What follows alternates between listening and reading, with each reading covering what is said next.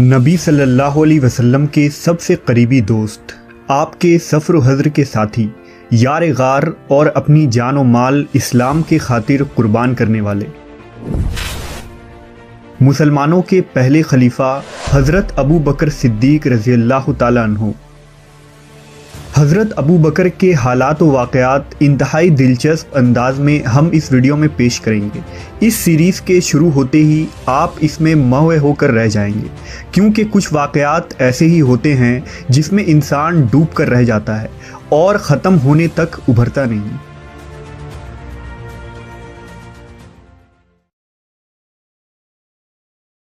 نبی صلی اللہ علیہ وسلم اور حضرت ابو بکر کا یہ قافلہ دشمنوں کی گھاٹیوں سے بچتا ہوا مدینہ کے قریب پہنچا۔ اہل مدینہ نہایت ہی بے چینی سے حضور کا انتظار کر رہے تھے۔ جب انہوں نے آپ کو مدینہ کے قریب دیکھا تو استقبال کے لیے نکلے۔ بہت سے انصار جنہوں نے اب تک نبی صلی اللہ علیہ وسلم کو نہیں دیکھا تھا، وہ غلطی سے حضرت ابو بکر کے گرد جمع ہونے لگے، یہاں تک کہ جب حضرت ابو بکر نے اپنی چادر سے حضور کو دھوپ سے حفاظت کے لیے سایہ کیا تو اس وقت لوگوں نے نبی کو پہچانا۔ چند دن مدینہ میں مقیم رہنے کے بعد حضرت ابو بکر شدید بخار میں مبتلا ہو گئے۔ لوگ آپ سے آپ کا حال پوچھتے تو یہ شعر کہتے: ہر آدمی اس حالت میں اپنے اہل و عیال میں صبح کرتا ہے کہ موت جوتے کے تسمے سے بھی قریب ہوتی ہے۔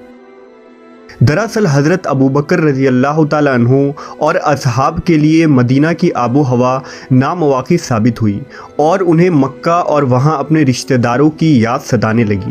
لہٰذا حضور نے دعا فرمائی: یا اللہ، تو مکہ کی طرح یا اس سے بھی زیادہ مدینہ کی محبت ہمارے دلوں میں پیدا کر دے اور اس کو بیماریوں سے پاک فرما۔ دعا مقبول ہوئی اور جلد ہی حضرت ابو بکر تندرست ہو گئے۔ مدینہ پہنچ کر مسلمانوں کی بے بسی اور مظلومیت کا دور ختم ہو گیا اور آزادی کے ساتھ دین کی نشر و اشاعت کا وقت آ چکا تھا۔ لیکن دین کی تبلیغ میں سب سے بڑی رکاوٹ قریش مکہ تھے، جو اہل ایمان کے جان کے دشمن بن گئے تھے۔ لہٰذا قریش مکہ کی شرارتوں اور مسلمانوں کی دفاع کے نتیجے میں بدر کے میدان میں حق و باطل کی پہلی جنگ لڑی گئی، جس میں صرف 313 مسلمانوں کی چھوٹی سی جماعت نے حق و صداقت کا علم بلند کیا تھا۔ اس خوفناک اور نابرابر جنگ میں حضرت ابو بکر نبی صلی اللہ علیہ وسلم کے شانہ بشانہ رہے اور جواں مردی سے کفار کا مقابلہ کیا۔ کفار مکہ کو شکست ہوئی اور اللہ کی مدد مسلمانوں کے ساتھ رہی۔ اس جنگ میں کفار کے 70 قیدی پکڑے گئے تھے۔ نبی صلی اللہ علیہ وسلم نے ان لوگوں کے متعلق صحابہ سے مشورہ کیا تو حضرت عمر کی رائے تھی کہ سب کو قتل کر دیا جائے، لیکن حضرت ابو بکر نے عرض کیا: یہ سب اپنے ہی بھائی بند ہیں، اس لیے ان کے ساتھ رحم کا برتاؤ کرنا چاہیے اور فدیہ لے کر آزاد کر دینی چاہیے۔ رسول اللہ صلی اللہ علیہ وسلم کو حضرت ابو بکر کی رائے پسند آئی۔ بدر کی شکست کے بعد قریش مکہ نے جوش و انتقام میں ایک بڑی لشکر تیار کی اور اگلے سال پھر میدان احد میں مسلمانوں کے ساتھ جنگ ہوئی۔ یہ جنگ اہل ایمان کے لیے بہت سخت تھی۔ پہلے تو مسلمانوں کا لشکر کفار پر غالب آ گیا، لیکن کچھ ہی دیر میں پاسا پلٹ گیا اور قریش مکہ نے حملہ کر کے صحابہ کے لشکر کو منتشر کر دیا۔ نبی صلی اللہ علیہ وسلم بھی زخمی ہو گئے۔ لوگ حضور کو سہارا دے کر پہاڑ پر لائے تو حضرت ابو بکر بھی آپ کے ساتھ تھے۔ غزوہ احد کے بعد مسلسل غزوہ خندق اور غزوہ بنی مستلق پیش آیا، جس میں حضرت ابو بکر نبی صلی اللہ علیہ وسلم کے ہم رکاب تھے۔ مسلمانوں کا یہ مختصر سا لشکر نبی صلی اللہ علیہ وسلم کی سربراہی میں عربوں کے بڑے بڑے قبائل اور جنگی طاقتوں کو شکست دے رہے تھے، اور اس طرح پورے خطہ عرب میں مسلمان ایک عظیم طاقت بن کر ابھرے، جن کا مقصد صرف جنگ اور مال غنیمت نہ تھا، بلکہ اسلام کی تبلیغ اور اللہ کا پیغام لوگوں تک پہنچانا ہی اس جماعت کا اصل ہدف تھا۔ 4 ہجری میں حضور صلی اللہ علیہ وسلم نے 1400 صحابہ کے ساتھ زیارت کعبہ کے مقصد سے مکہ کے لیے روانہ ہوئے۔ جب قریش کو یہ خبر ہوئی تو انہوں نے مسلمانوں کو طواف کعبہ کی اجازت نہ دی، کیونکہ کعبہ کی متولی اور سرپرستی اب بھی کفار مکہ کے ہاتھوں میں ہی تھی۔ رسول اللہ صلی اللہ علیہ وسلم نے اصحاب کے ساتھ مکہ کے قریب حدیبیہ نامی مقام پر پڑاؤ ڈالا۔ کفار مکہ نے جب یہ دیکھا کہ مسلمان زیارت کعبہ کے بغیر واپس نہ جائیں گے اور مزاحمت کرنے پر جنگ کی نوبت آ سکتی ہے تو انہوں نے صلح کی پیشکش کی۔ لہٰذا قریش نے عروہ بن مسعود کو سفیر بنا کر بھیجا۔ اس نے نبی صلی اللہ علیہ وسلم سے گفتگو کرتے ہوئے کہا، اے محمد، خدا کی قسم میں تمہارے ساتھ ایسے لوگ دیکھ رہا ہوں جو وقت پڑے گا تو تمہیں چھوڑ کر الگ ہو جائیں گے۔ اس جملے کو سن کر حضرت ابو بکر برہم ہو گئے اور کہا، کیا ہم رسول اللہ کو چھوڑ کر بھاگ جائیں گے؟ قسم ہے اس ذات کی جس کے ہاتھ میں میری جان ہے، اگر میں تمہارا زیر با احسان نہ ہوتا تو تمہیں نہایت سخت جواب دیتا۔ صلح حدیبیہ کامیاب ہوا اور اب مسلمانوں کو قریش مکہ سے کچھ اطمینان ہوا۔ 7 ہجری میں یہودیوں کی سازشوں سے تنگ آ کر خیبر پر فوج کشی کی گئی۔ پہلے حضرت ابو بکر سپہ سالار تھے، لیکن در حقیقت فتح خیبر حضرت علی کے مقدر میں تھا، لہذا خیبر ان کے ہاتھوں سے فتح ہوا۔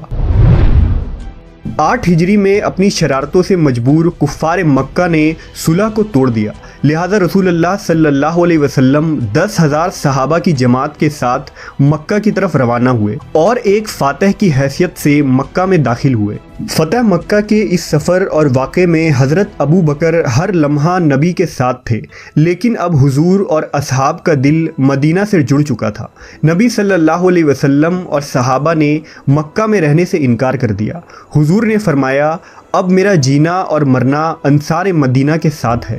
آپ صلی اللہ علیہ وسلم نے خطبہ دیا اور مدینہ واپس لوٹ گئے۔ 10 ہجری میں حضور حجۃ الوداع کے لیے تشریف لے گئے۔ حضرت ابو بکر حضور کے ہم رکاب تھے۔ اس سفر سے واپس آنے کے بعد آپ صلی اللہ علیہ وسلم نے ایک خطبہ دیا اور فرمایا، خدا نے ایک بندے کو دنیا اور آخرت کے درمیان اختیار دیا تھا، لیکن اس نے آخرت کو دنیا پر ترجیح دی۔ حضرت ابو بکر یہ سن کر رونے لگے۔ لوگوں کو سخت تعجب ہوا کہ یہ رونے کا کون سا موقع ہے، لیکن در حقیقت حضرت ابو بکر اپنی فراست سے سمجھ گئے تھے کہ بندے سے مراد خود نبی صلی اللہ علیہ وسلم ہے اور اب حضور کا وقت قریب آ چکا ہے۔ اس تقریر کے بعد حضور بیمار ہو گئے۔ مرض روز بروز بڑھتا چلا گیا، لہٰذا اس دوران مسجد نبوی میں حضرت ابو بکر نے لوگوں کی امامت کروائی۔ ربیع الاول 11 ہجری دوشنبہ کے دن حضور پاک وفات پا گئے۔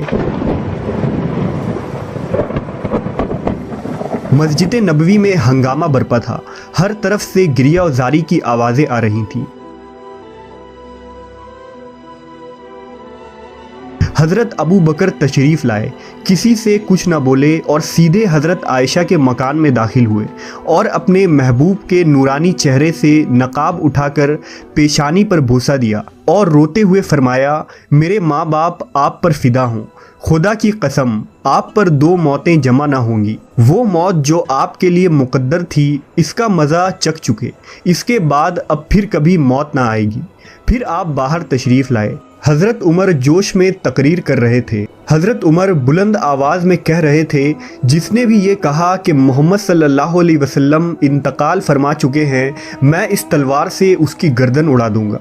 حضرت ابو بکر نے یہ حال دیکھا تو فرمایا، عمر بیٹھ جاؤ، لیکن حضرت عمر بدحواس تھے اور آپ نے کچھ خیال نہ کیا، لہذا حضرت ابو بکر نے الگ کھڑے ہو کر تقریر شروع کر دی۔ فرمایا، اگر لوگ محمد صلی اللہ علیہ وسلم کی عبادت کرتے تھے تو جان لیں کہ آپ وفات پا چکے ہیں، اور اگر خدا کو پوجتے تھے تو بے شک وہ زندہ ہے اور کبھی نہ مرے گا۔ خدائے برتر فرماتا ہے، محمد صرف ایک رسول ہیں جن سے پہلے بہت سے رسول گزر چکے ہیں۔ تقریر سن کر تمام لوگوں کے سر جھک گئے اور حضرت عمر زمین پر گر پڑے اور ہر ایک کا دل مطمئن ہو گیا تھا۔ ابھی حضور کی تدفین کی تیاریاں بھی شروع نہ ہوئی تھی کہ مدینہ میں خلافت کا فتنہ اٹھ کھڑا ہوا۔ انصار ثقیفہ بنی ساعدہ میں جمع ہو گئے اور خلافت کی بحث چھڑ گئی۔ نبی صلی اللہ علیہ وسلم کی رحلت کے بعد حضرت ابو بکر نے حالات کو کس طرح قابو کیا، آپ خلیفہ کیسے مقرر ہوئے اور دشمنان اسلام سے امت کی حفاظت کس طرح فرمائی، ہم اس ویڈیو کے اگلے پارٹ میں جانیں گے۔